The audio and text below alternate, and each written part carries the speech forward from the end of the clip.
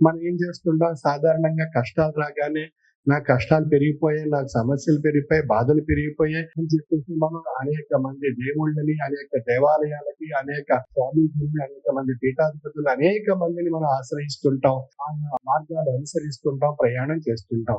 ఆ కష్టం యొక్క తీపి మనం గ్రహించగలిగేటువంటి స్థాయితో కూడినటువంటి తాత్విక జ్ఞాన శక్తిని మనలో పెంపొందింపజేసుకోగలిగినట్లయితే ఆ తీపి ఆ కష్టాన్ని ఏ విధంగా తొలగిస్తుంది, చేదుని తొలగించి తీపిగా మారిపోతుంది. ఆ చేదు, కష్టం అనేటువంటి చేదు తీపిగా మార్చుకోగలగాలి. కష్టం అనేటువంటి చేదుని తీపిగా మార్చుకోగలిగేటువంటి శక్తి, సామర్థ్యత మన మనసులో ఏర్పరచుకోవాలి.